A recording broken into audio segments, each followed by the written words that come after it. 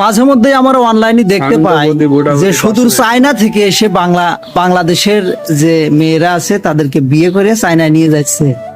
তাতে ওই মেয়েরা খুবই খুশি বা মেয়ের পরিবারও খুশি। পরবর্তীতে জানা যায় যে 18 লাখ, 20 লাখ, 22 লক্ষ টাকার বিনিময়ে সেই মেয়েকে বিক্রি করেছে। এখন কথা হলো যে কতটুকু লোভী হলে এই চ্যাং মাছ আছে না, আর এটাকে কি বলে, ওই 80 বছরের ঘড়িয়াল যার মুখ থ্যাতলা খায়া গেছে, ওই সব লোকের সাথে প্রেম করে আর বিয়ে করে। এটা কিন্তু মানুষ বোঝে যে আসলে টাকার লোভে তারা বিয়ে করতেছে, পরবর্তীতে চায়না নিয়ে যায় বিক্রি করে দিতেছে।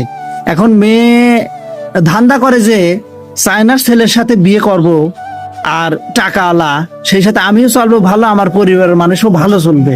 কিন্তু তার উল্টোটা হয়। আর ছোটবেলায় আমরা একটা জিনিস মানে ভাবতাম যে বিদেশ মানে মনে হয় বড় লোক। আসলে বিদেশে যে আমাদের বাংলাদেশের চেয়েও অনেক ফকির মানুষও আছে, তা এখন বোঝা যাচ্ছে।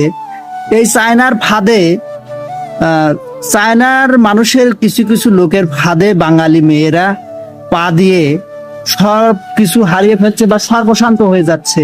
আসলে এর দায়ভার কার? আমি তো মনে করি ওই মেয়েদেরই দায়ভার, ওদের কোনো দোষ নেই।